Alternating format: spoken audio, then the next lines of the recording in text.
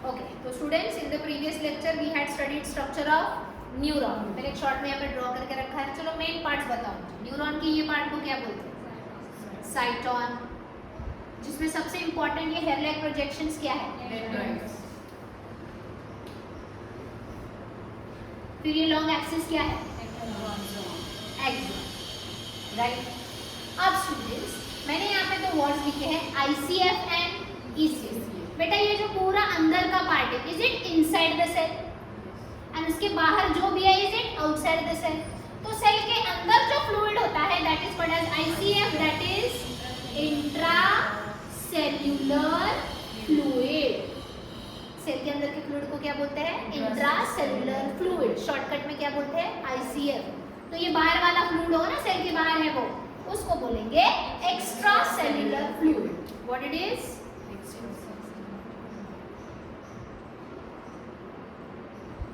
Okay, तो अब ना यही न्यूरॉन की ये मेम्ब्रेन है, समझो। मैंने ये पूरा न्यूरॉन नहीं निकाला यार, ठीक है? तो ये वाला पार्ट क्या होगा? ECF क्या होगा? Inside the cell will be ICF, और ये पार्ट क्या होगा? ECF। Are you understanding? अब स्टूडेंट्स प्रीवियस लेक्चर में we have studied that when the dendrites which is in contact with sense organ like skin, eyes, nose, ear, tongue. Whenever the sense organ receives the stimulus, they generate a chemical reaction, and that chemical reaction is received by dendrite. मतलब dendrite disturb हो गया, क्या हो गया? उसको बोलते हैं depolarized। पहले ये जो न्यूरॉन था, ये जो नर्व सेल थी, वो क्या थी? पोलराइज्ड स्टेट में थी, that is it was in the resting state. Which state? तो सबसे पहले हम किस स्टेट के बारे में बात करेंगे? Polarised. whenever the neuron, that means the nerve cell, is in polarized state, students always remember the ICF of the nerve cell will be positive or negative? It will be negative, and ECF will be positive. You know why? You know the answer? I'll tell you. During polarized state, in ICF, who is present in more number? Potassium ions and proteins and nucleic acid, that is DNA. Proteins and nucleic acids are negatively charged. Potassium ions भी होते हैं but very minor, बहुत थोड़े potassium ions है, लेकिन ज्यादा से ज्यादा क्या है? Negatively charge proteins and nucleic acid. इसलिए ICF क्या होता है? Negative. During which state? Polarized. लेकिन जो ECF होता है उसमें बहुत ज्यादा क्या प्रेजेंट होती है? Sodium ions. इसलिए ECF क्या है? तो ये पॉजिटिवनेस किसकी वजह से? सोडियम आयंस की वजह से। इनसाइड द सेल ये नेगेटिवनेस किसकी वजह से? Proteins and nucleic. तो यहाँ आप नीट एंड CET के पेपर में MCQ में आ सकता है, during polarized state, during the ICF shows the predominance of dash and the ECF shows predominance of dash. Predominance का मतलब large amount of, तो ICF में large amount of potassium and ECF में large amount of sodium ions। यहाँ तक समझ में आया? कौन से आयंस का predominance कहाँ पे होता है? Understood? ICF में potassium ions and ECF sodium ions। यहाँ तक समझे? लेकिन दो ICF में पोटेशियम आयंस है, लेकिन उनसे भी ज्यादा कौन है? Protein and nucleic acid. So ICF is negative and ECF is positive. एक और स्टूडेंट, ये जो एंटायर सेल मेम्ब्रेन है इस न्यूरॉन की, ना सेल की कवरिंग को क्या बोलते हैं? Cell membrane. क्या उसमें तुम्हें कुछ स्पेशल ओपनिंग्स दिख रहे हैं? फिलहाल ये क्लोज, इनको गेट्स बोलते हैं। क्या बोलते हैं? मैंने इस गेट को नाम क्या दिया है? Sodium gated channel. मतलब ये किसको एंट्री देगा? सोडियम को। सोडियम किधर है? अंदर के बाहर? तो बाहर से सोडियम को अंदर एंट्री कौन देंगे? Sodium gated channels. इनका नाम क्या है? Potassium gated channel. तो ये किसको एंट्री देंगे? पोटेशियम को अंदर से बाहर जाने की परमिशन देंगे। समझ में आ रहा है? या बाहर के पोटेशियम को अंदर। बेटा ये गेट 2 वे काम करते हैं, अंदर से बाहर भी भेजते हैं या बाहर से अंदर भी। समझ में आ रहा है? लास्ट वाले कौन है? सोडियम पोटेशियम गेटेड पंप, मतलब ये दोनों को परमिशन देंगे, एक को बाहर जाने देंगे और एक को अंदर। कब और कैसे. Let us talk about again, मतलब रेस्टिंग स्टेट, जहाँ पे only which channels are open, potassium gated channels are open but sodium gated channels are closed. इसका मतलब क्या, सोडियम गेटेड चैनल्स अभी क्या होंगे, क्लोज. तो बाहर का सोडियम अंदर नहीं आ सकता और अंदर की पॉजिटिविटी इंक्रीज नहीं कर सकता, इसलिए inside the cell it will remain negative.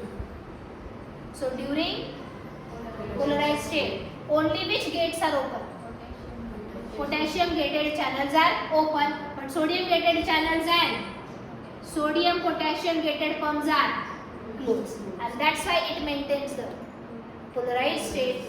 जहाँ पे ये जो potential difference है क्या है, it is -70 milli.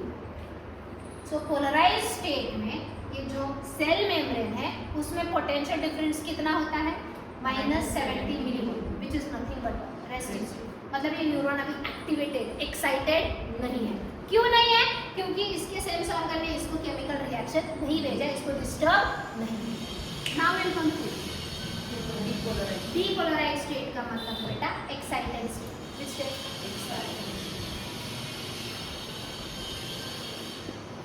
Now excited state का मतलब the nerve membrane gates disturb because of receiving chemical impulse from the sense organ को क्या मिले. जैसा कि मैं तुम्हें कुछ क्वेश्चंस पूछ रही हूँ, whenever I am asking you question, what is entering into your year, sound. Sound is the stimulus received by the sense organ year ने फिर यहाँ पे जो न्यूरॉन है उसको क्या दिया, केमिकल सिग्नल. मतलब यहाँ के न्यूरॉन को क्या किया, डिस्टर्ब.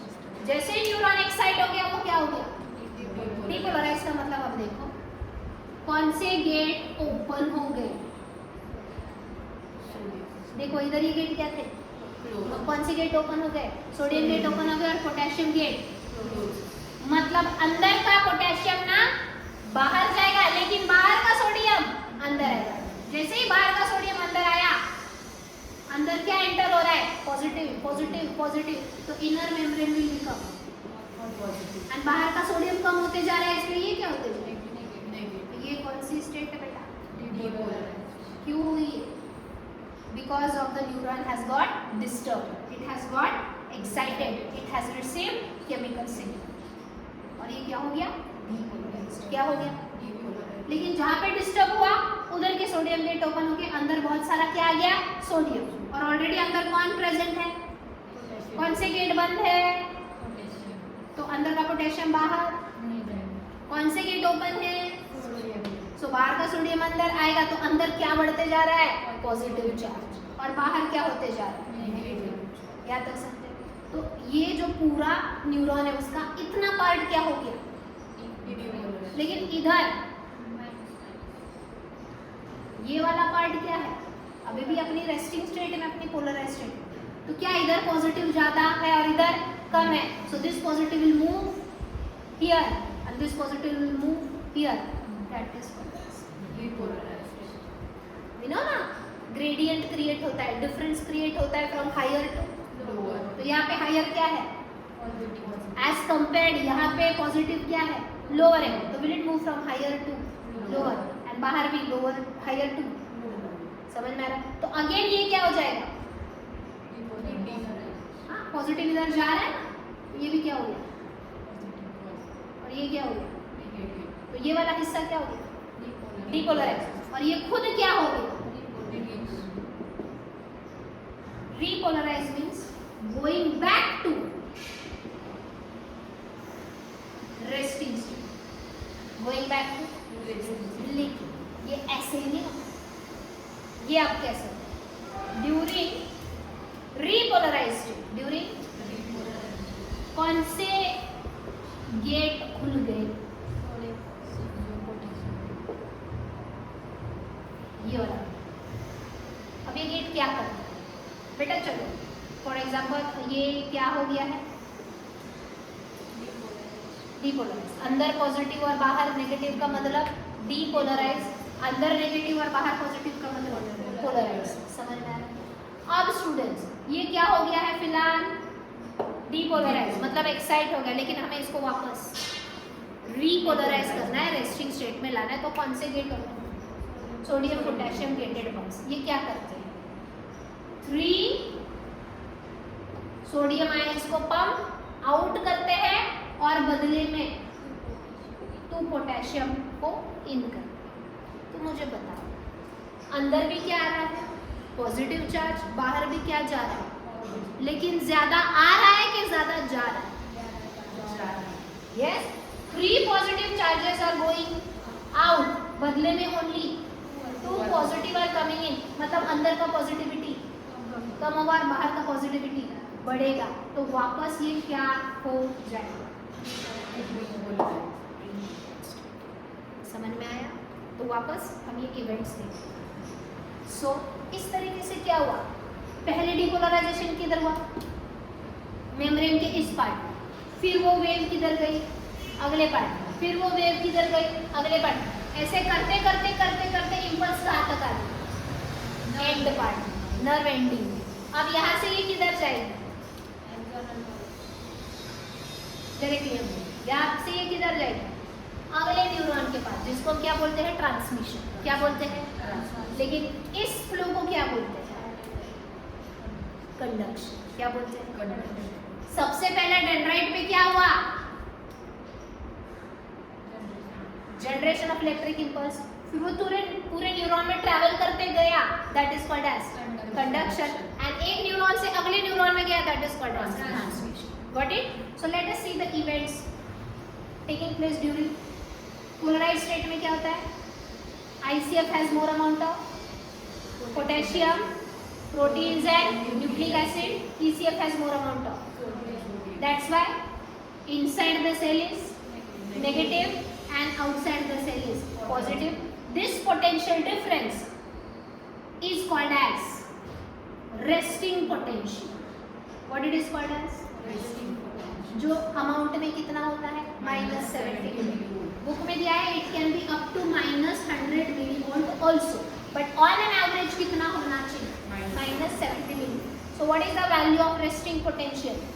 -70 मिलीवोल्ट। रेस्टिंग पोटेंशियल का मतलब ये जो न्यूरॉन है अभी क्या है? रेस्ट कंडीशन में, वो एक्साइटेड नहीं। लेकिन जैसे इसको क्या मिला? केमिकल सिग्नल्स मिला। क्या मिला? मतलब ये डिस्टर्ब हो गया, तो फिर ये क्या होगा? अब डीपोलराइज्ड स्टेट में sodium gates open and potassium gates get closed, because of which inside becomes positive and outside becomes negative. अब ये वाला बोलते हैं एक्शन पोटेंशियल। इसको क्या बोलते हैं? एक्शन पोटेंशियल, जिसकी वैल्यू है +30 मिलीवोल्ट। बेटा रेस्टिंग की वैल्यू कितनी थी? -7, क्योंकि अंदर क्या था? इसलिए ये भी क्या? लेकिन डीपोलराइजेशन में अंदर क्या हो जाता है? तो इसकी वैल्यू भी क्या होगी? पॉजिटिव। समझ में आया? सो what is the value of action potential? +30 okay, +30 to +60 on an average. +30 to +60, वैसे यहाँ पे -70 to -100। समझ में आया? ओके। तो depolarised state means where the sodium gates are open to take more and more positive charge in the ICF to increase the action potential from negative to positive. समझ में आया?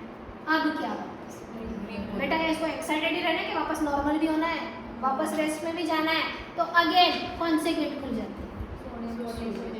तो ये ज्यादा से ज्यादा सोडियम बाहर फेंक रहा है और थोड़ा सा ही पोटेशियम अंदर ले रहा है। मतलब ज्यादा से ज्यादा पॉजिटिव चार्ज बाहर जा रहा है, तो अगेन अंदर क्या हो जाएगा? एंड ECF में। So that is repolarisation. जो वैल्यू कहाँ तक आएगी? मतलब वापस इधर जाना है ना। रीपोलराइजेशन मतलब to go into resting state again. जो +30 हो गया तो उसको वापस -70 तक जाना। तब तक ही ये गेट क्या होंगे? Got this? Any doubt? So in this way the nerve impulse is conducted from one part to another part of a neuron. Okay?